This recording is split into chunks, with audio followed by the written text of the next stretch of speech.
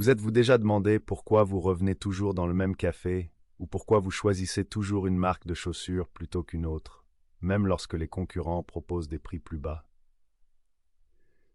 Sur le marché actuel, encombré et banalisé, où les consommateurs ont un choix infini, l'objectif ultime est de créer une entreprise qui prospère au-delà de la première vente. Ce lien durable est une force puissante, souvent inconsciente, connue sous le nom de fidélité à la marque. Cette force va bien au-delà d'une simple habitude. C'est l'engagement émotionnel et psychologique qui fait qu'un client revient, promeut la marque et pardonne même les erreurs occasionnelles. Dans un environnement où le coût d'acquisition de nouveaux clients ne cesse d'augmenter, la capacité d'une entreprise à se développer et à se maintenir dépend de sa capacité à établir des relations profondes et durables avec ses clients en utilisant différents domaines de la stratégie de marque. De la psychologie de la marque à la narration de la marque et surtout à la définition de son identité visuelle. Alors comment dépasser le stade de l'achat unique pour créer ce type de fidélité? Nous définirons la fidélité à la marque, nous explorerons son histoire, nous révélerons comment la mesurer et nous fournirons aux entreprises une feuille de route claire et réalisable pour la développer et la renforcer. L'anatomie de la fidélité à la marque. Une définition moderne. La véritable fidélité à une marque est un puissant mélange de comportements cohérents et d'attitudes positives à l'égard d'une marque. Un client peut acheter votre produit simplement parce qu'il est pratique, mais cela ne signifie pas qu'il est fidèle. La véritable fidélité se manifeste lorsqu'un client vous choisit consciemment, même s'il existe une alternative moins chère ou plus facile. Ce choix s'appuie sur la confiance, des valeurs partagées et une expérience positive qui crée un lien émotionnel fort. Historiquement, la fidélité était souvent fonction de la géographie ou d'un manque de choix. Un boucher local gagnait des clients réguliers parce qu'il était le seul en ville. Aujourd'hui, avec des marchés mondiaux et des choix infinis, la fidélité est devenue une discipline stratégique intentionnelle. Il ne s'agit plus seulement du produit lui-même, mais de l'ensemble du parcours du client, depuis la première fois qu'il entend parler de votre marque jusqu'à ses interactions des années plus tard. L'impact financier de cette fidélité est essentiel. Selon une étude fréquemment citée de Bain & Company, une augmentation de seulement 5% du taux de fidélisation de la clientèle peut accroître les bénéfices de 25% à 15%, ce qui est remarquable. Cela démontre que la valeur réelle d'un client ne réside pas dans son premier achat, mais dans son potentiel à long terme. Cette réalité est corroborée par le fait que, comme l'indique la Harvard Business Review, l'acquisition d'un nouveau client peut coûter de 5 à 25 fois plus cher que la fidélisation d'un client existant. Dans un environnement concurrentiel, se concentrer sur la fidélisation des clients n'est pas seulement une stratégie intelligente, c'est une stratégie commerciale qui permet d'obtenir un flux de revenus plus stable et plus prévisible. Apprendre des leaders, une classe de maîtres pour susciter la dévotion. Certaines marques ont élevé la fidélité au rang d'art. L'étude de leur méthode permet d'identifier des principes universels qui s'appliquent à toutes les entreprises. Par exemple, Patagonia. Die Markentreue bei Patagonia basiert nicht auf zeitlich begrenzten Aktionen oder klassischen Prämienprogrammen, sondern auf comment mesurer la fidélité à la marque. Aller au-delà de la transaction. Vous ne pouvez pas gérer ce que vous ne mesurez pas. Si la récurrence est un bon signe, une compréhension globale de la fidélité à la marque nécessite un examen plus approfondi de paramètres spécifiques. Ces indicateurs donnent une vision claire de la santé de votre entreprise du point de vue du client. Net Promoter Score, NPS. Le NPS est un indicateur classique mais puissant. Il pose une question simple mais profonde. Sur une échelle de 0 à 10, quelle est la probabilité que vous recommandiez notre entreprise à un ami ou à un collègue? Ce score divise les clients en 3 catégories. Les promoteurs, 9-10, qui sont des fans enthousiastes et fidèles, les passifs. 7-8, qui sont satisfaits mais sensibles aux offres de la concurrence. Les détracteurs, 0-6, qui sont mécontents et susceptibles de répandre un bouche-à-oreille négatif. Le NPS final correspond au pourcentage de promoteurs moins le pourcentage de détracteurs. Un score élevé indique une large base de partisans enthousiastes qui alimenteront la croissance organique. Une étude de Bain & Company a montré que les leaders du NPS dans un secteur se développent souvent plus de 2 fois plus vite que leurs concurrents, ce qui démontre le lien direct entre la défense des intérêts des clients et l'expansion de l'entreprise. Valeur à vie du client, CLV. Cet indicateur évalue le revenu total qu'une entreprise peut attendre d'un seul client pendant toute la durée de sa relation avec l'entreprise. En se concentrant sur l'augmentation de la CLV, les entreprises sont obligées de passer d'une logique de vente ponctuelle à une logique de construction de relations à long terme.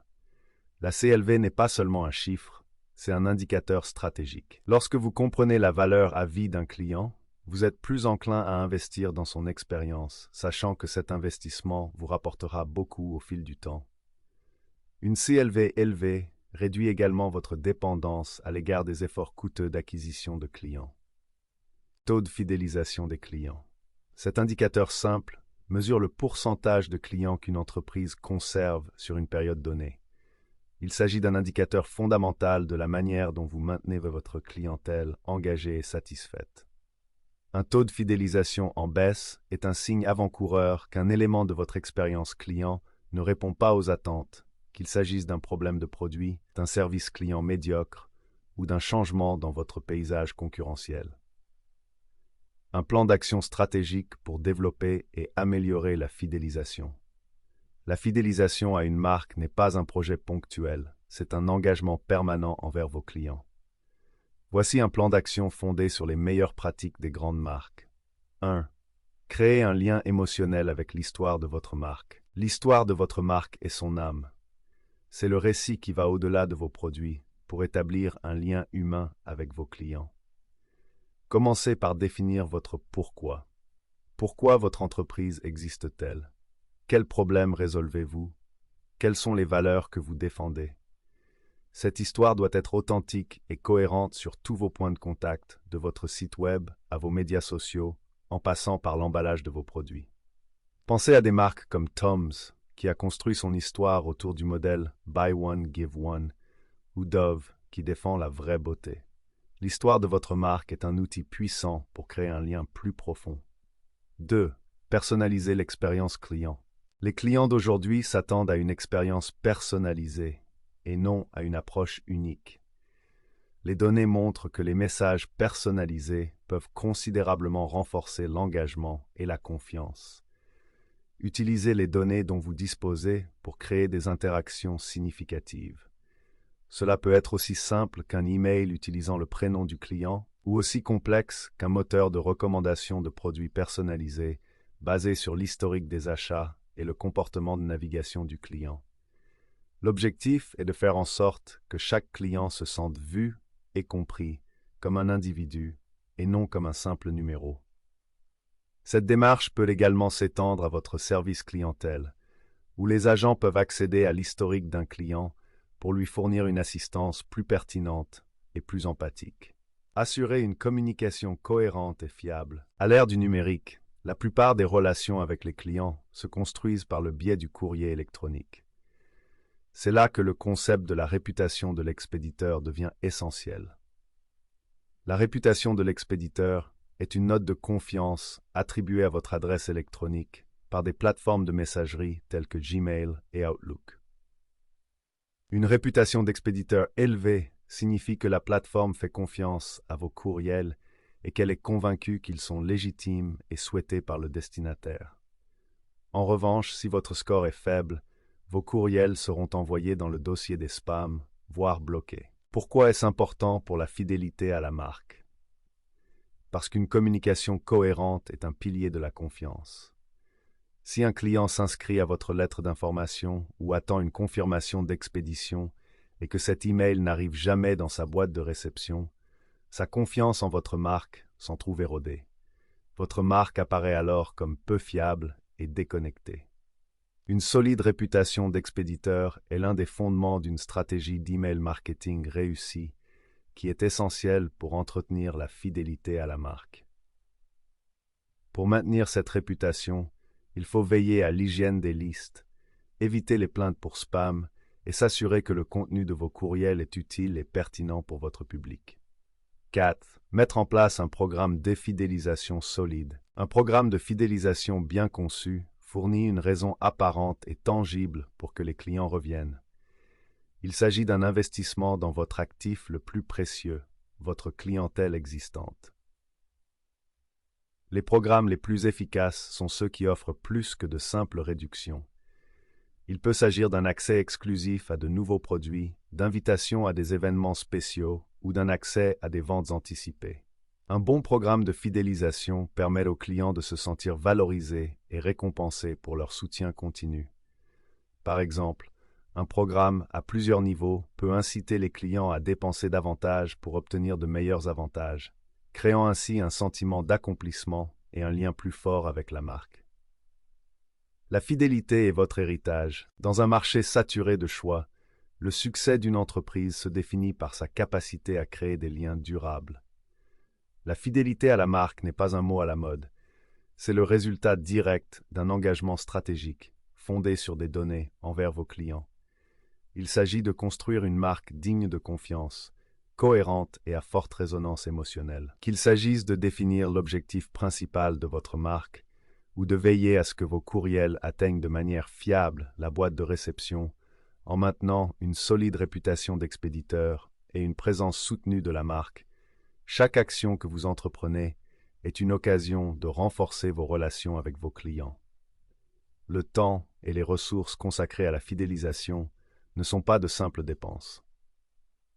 Ils constituent le fondement d'un avenir durable et rentable. Si vous êtes prêt à dépasser l'objectif à court terme de l'acquisition de clients et à construire une marque qui suscite une véritable dévotion, Aspiration Marketing peut vous aider.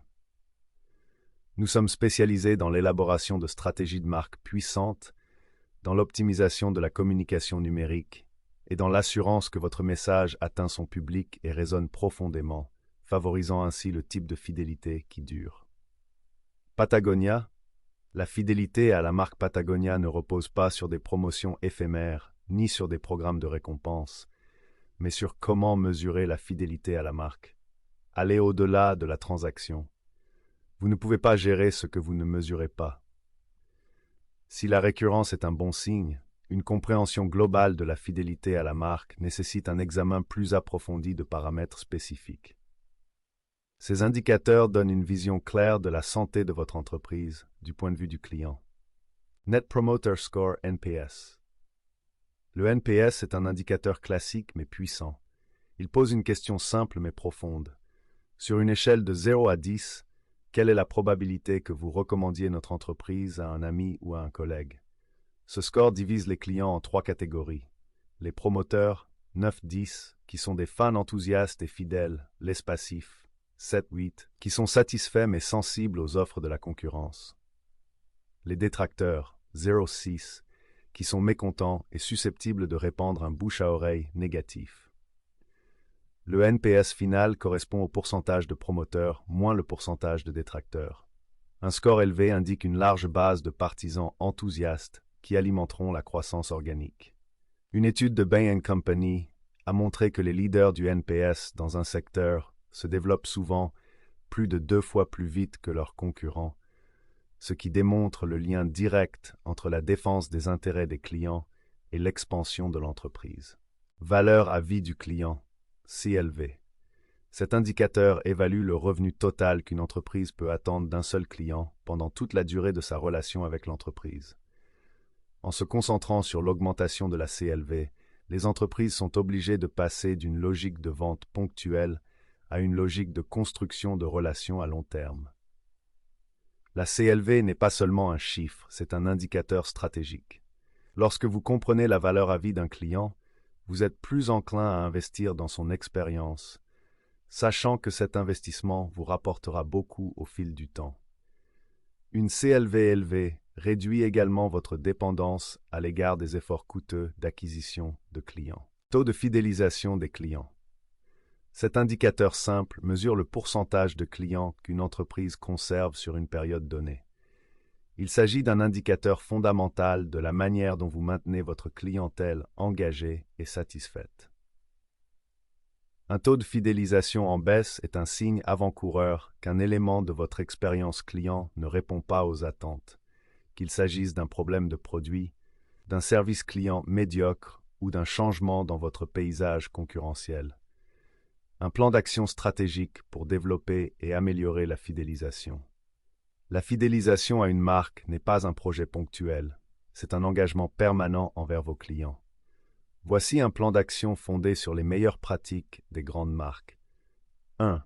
Créez un lien émotionnel avec l'histoire de votre marque. L'histoire de votre marque est son âme. C'est le récit qui va au-delà de vos produits pour établir un lien humain avec vos clients. Commencez par définir votre pourquoi. Pourquoi votre entreprise existe-t-elle? Quels problèmes résolvez-vous? Quelles sont les valeurs que vous défendez? Cette histoire doit être authentique et cohérente sur tous vos points de contact, de votre site web à vos médias sociaux, en passant par l'emballage de vos produits.